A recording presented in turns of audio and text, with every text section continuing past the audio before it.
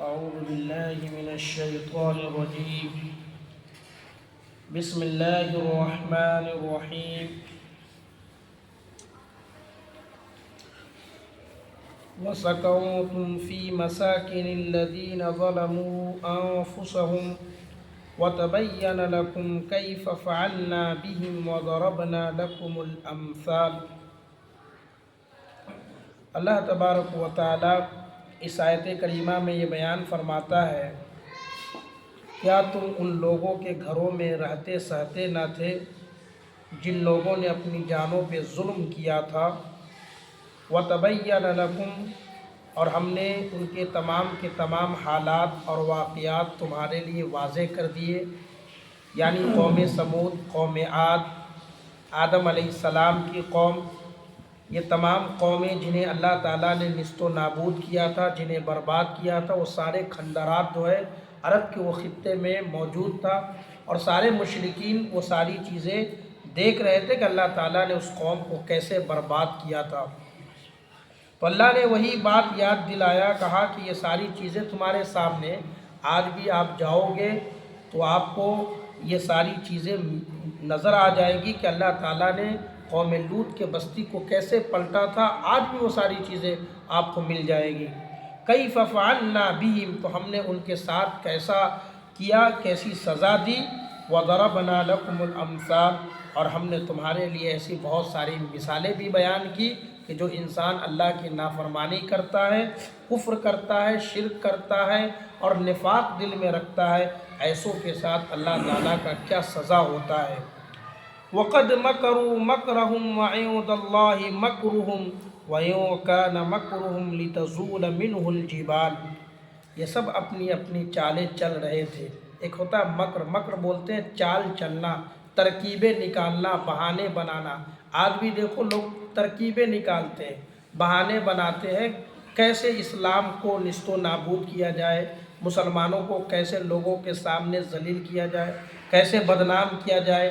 اسلام کے بارے میں وہ ساری چیزیں، کمیوں کو نکالنا اور لوگوں کے سامنے بیان کرنا کہ ان کے دین کے اندر، ان کے مذہب کے اندر یہ کمی ہے۔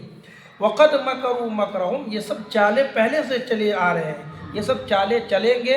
وَعِندَ اللَّهِ مَكْرُهُمْ، اللہ تعالیٰ کو ان کی تمام چالوں کا علم ہے، وہ مکر کر رہے ہیں، وہ فریب کر رہے ہیں، وہ دھوکہ دے رہے ہیں، اللہ تعالیٰ کو ان تمام چیزوں کا علم ہے۔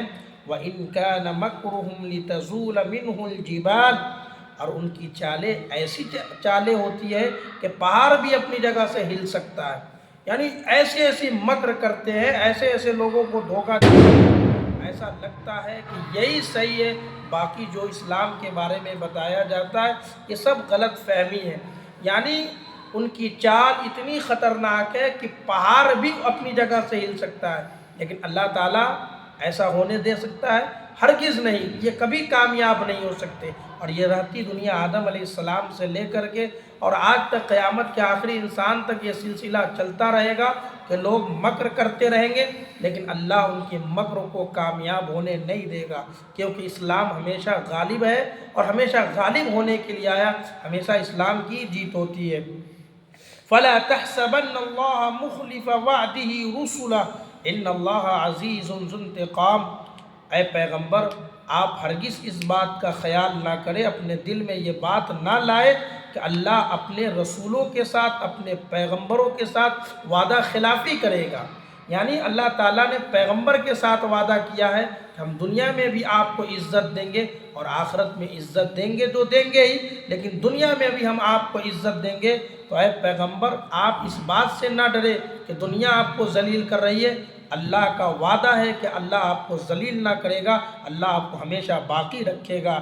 ان اللہ عزیز ذو انتقام، بے شک اللہ تبارک و تعالیٰ بڑا ہی غالب ہے اور بہترین انتقام لینے والا۔ ہم کیا دوسروں سے بدلہ لیں، اللہ تعالیٰ بہترین بدلہ لینے والا ہے، اللہ تعالیٰ بہترین سزا دینے والا ہے۔ اور اللہ نے قوموں کو سزائیں دی ہیں، اللہ تعالیٰ نے کیسے قوموں کو برباد کیا ہے، ہلاک کیا ہے، اللہ کی سزا کے آگے آج بھی دنیا نیست و نابود ہے، کیسی کیسی عذابیں آ رہی ہے، آج بھی ایک ساتھ سیلاب کی شکل میں کیسا عذاب آتا ہے۔ دنیا ترقی کر گئی، پوری دنیا ترقی کر گئی، ساری دنیا امریکہ کی طرف دیکھ رہا ہے کہ امریکہ کتنا ترقی یافتہ ملک ہے، وہاں آگ لگتی ہے اور وہ ملک برباد ہوتا ہے، لیکن یہ ترقی یافتہ ملک اللہ کے قانون کے آگے اور اللہ کے عذاب کے آگے نست و نابود ہے۔ آئے اپنے ہاتھیں نیچے رکھی ہوئی، اپنے سر جھکائے ہوئے، تو یہ اللہ کا بدلہ ہوتا ہے، اور اللہ کی لاٹھی میں آواز نہیں ہوتی ہے، ہماری لاٹھی میں آواز ہوتی ہے۔ ہم صرف گرجتے برستے نہیں ہیں، لیکن اللہ رب العالمین بغیر گرجے ہوئے برسا دیتا ہے۔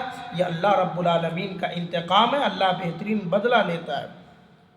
یوم تبدل الارض غیر الارض والسماوات وبرزوا للہ الواحد القہار، جس دن اللہ تبارک و تعالی زمین کو تبدیل کر دے گا۔ یہ قیامت کے بارے میں اللہ نے اس آیت میں ذکر کیا کہ اللہ تبارک و تعالی زمین کو تبدیل کر دے گا غیر الارض، اس زمین کے علاوہ، والسماوات، اور اس آسمان کے علاوہ۔ یہ جو زمین ہمیں دکھ رہی ہے، یہ زمین اور یہ جو آسمان، نیلا آسمان جو ہمارے آنکھوں کے سامنے دکھ رہا ہے، اللہ اس آسمان اور زمین کو تبدیل کرے گا، بدل دے گا قیامت کے دن۔ اس کی دو صورتیں بیان کی گئی، ایک تو یہ ہے کہ اس کی اللہ صفت کو بدل دے گا۔ صفت بدلنے کا مطلب یہ ہوتا ہے یہ نیلا آسمان دکھ رہا ہے، کسی اور رنگ کا آسمان ہو سکتا ہے قیامت کے دن، اور یہ زمین جو ہمیں دکھ رہی ہے، یہ زمین کسی اور رنگ کی ہمیں نظر آئے گی۔ جیسا حدیثوں میں آتا ہے، پیارے نبی صلی اللہ علیہ وسلم نے فرمایا کہ قیامت کے دن اللہ تعالیٰ زمین کو میدے کی شکل میں، اس زمین کی شکل کو بنا دے گا۔ میدہ ہوتا ہے نا کھانے والا، اس کی شکل میں اللہ تعالیٰ پوری زمین کو بنا دے گا۔ یہ زمین کو تبدیل کرنے کا مطلب ہے۔ آسمان کو بھی اللہ تعالیٰ تبدیل کر دے گا۔ اماں عائشہ نے پیارے نبی سے ایک مرتبہ سوال کیا تھا، اللہ کے نبی، جب یہ آسمان اور زمین یہ ساری چیزیں تبدیل کر دیے جائیں گے تو انسان کہاں ہوگا؟ تو اس وقت اللہ کے نبی نے بتایا تھا کہ دیکھو انسان پل صراط پہ ہوں گے، ایک پل ہے جس کو پار کرنا ہے انسانوں کو، اس پل کے اوپر انسان ہوگا۔ تو یہ زمین اور آسمان جو ہمارے سامنے دکھ رہے ہیں، اللہ تبارک و تعالیٰ اس زمین اور آسمان کو تبدیل کر دے گا۔ وَبَرَزُوا لِلَّهِ الْوَاحِدِ الْقَهَّارِ، اور سب کے سب، سارے کے سارے انسان، آدم علیہ السلام سے لے کر قیامت کے آخری انسان تک، اللہ رب العالمین کے سامنے روبرو ہوں گے۔ سب کے سب حاضر ہوں گے، اللہ کے سامنے آ کر کے کھڑے ہو جائیں گے۔ وَتَرَى الْمُجْرِمِينَ يَوْمَئِذٍ مُقَرَّنِينَ فِي الْأَصْفَادِ، اے پیغمبر اس دن آپ مجرموں کو دیکھو گے۔ اے پیغمبر اس دن آپ سازش رچنے والوں کو دیکھو گے، فاسق کو، منافق کو آپ دیکھو گے کہ مقرنین فی الاسفاد، وہ ملے جلے ایک زنجیر میں جکڑے ہوئے ہوں گے۔ جو فاسق ہوں گے، دنیا میں بھی انسان گناہ کرتا ہے تو اس کو ہتھکڑی لگایا جاتا ہے، پھانسی بھی لگایا جاتا ہے، زنجیر کی شکل میں ہوتا ہے۔ قیامت کے دن بھی اللہ تبارک و تعالیٰ اسے زنجیر کی شکل میں اس مجرم کو لپیٹے گا۔ قرآن میں دوسری جگہ تو اللہ تعالیٰ نے یہاں تک بیان کیا ہے کہ وہ جو زنجیر ہوگا، جو مجرموں کو باندھا جائے گا، وہ زنجیر جو ہے 70 گز اس کی لمبائی ہوگی، اور اس کے چوتر کے راستے سے گھسا کر کے منہ کے راستے سے نکال دیا جائے گا۔ یہ مجرموں کی سزا ہوگی، اور اے پیغمبر آپ ان لوگوں کو دیکھ لو گے کہ کس طریقے سے ان کی سزا ہوگی یا ان کی پہچان ہوگی۔ سرابیلہم من قطران وتغشی وجوہہم النار، اور ان کے جو کرتے ہوں گے، جو مجرمین ہوں گے، جو جہنمی ہوں گے، ان کے جو کپڑے ہوں گے وہ گندھک کے ہوں گے۔ گندھک کا مطلب ہوتا ہے ان کے کپڑے گرم ہوں گے، گرم ہوں گے۔ گرم کپڑے میں گرمی تو ایسی ہی لگتی ہے، اور ایسے کپڑے ہوں گے جو چمٹ رہے ہوں گے، سمجھو کہ کوئلے کی شکل میں وہ کپڑے ہوں گے جن سے آگ اور بھڑک رہی ہوگی۔ وَتَغْشَى وُجُوهَهُمُ النَّارُ، اور جہنم کی آگ ان کے چہرے کے اوپر بھی چڑھ رہی ہوگی، آگے کی طرف بڑھ رہی ہوگی۔ لِيَجْزِيَ اللَّهُ كُلَّ نَفْسٍ بِمَا كَسَبَتْ، تاکہ اللہ تبارک و تعالی ہر انسان کو اس کے کیے ہوئے اعمال کا بدلہ دے دے۔ جو انسان دنیا میں کمایا ہے، وہ کما کر کے آیا ہے، اللہ تعالیٰ اس کی سزا، اس کی بدلہ قیامت کے دن دے گا۔ ان اللہ سریع الحساب، یاد رکھو یہ حساب بہت قریب ہونے والا ہے، بہت جلد اللہ تعالیٰ حساب لینے والا ہے۔ هذا بلاغ للناس ولينذروا به وليعلموا انما هو اله واحد وليذكر اولو الالباب۔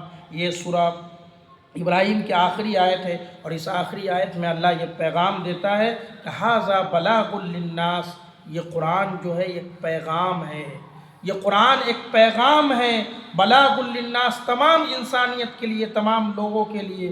وَلْيُنذِرُوا بِهِ، تاکہ لوگوں کو اس قرآن کو پڑھ کر کے ڈرایا جائے، وَلْيَعْلَمُوا، اور لوگ اس بات کو جان لیں کہ انما هو الہ واحد، اللہ ایک ہے۔ یہ قرآن بتاتا ہے، دنیا کی کوئی کتاب آپ کو نہیں بتائے گی کہ اللہ ایک ہے۔ قرآن کہتا ہے سورہ ابراہیم کی آخری آیت کہ لوگوں کو پیغام دیا جائے، لوگوں کو یہ بتایا جائے کہ یہ قرآن یہ تعلیم دیتا ہے کہ انما هو الہ واحد، کہ تمہارا معبود ایک ہے۔ وَلْيَذَّكَّرَ أُولُو الْأَلْبَابِ، اے عقل مندو سوچ لو سمجھ لو اور اللہ تعالیٰ کو یاد کرو کہ اللہ ہی معبود ہے۔ اللہ تعالیٰ سے دعا ہے رب العالمین ہم سب کو ان کی باتوں پر عمل کرنے کی توفیق عطا فرمائے۔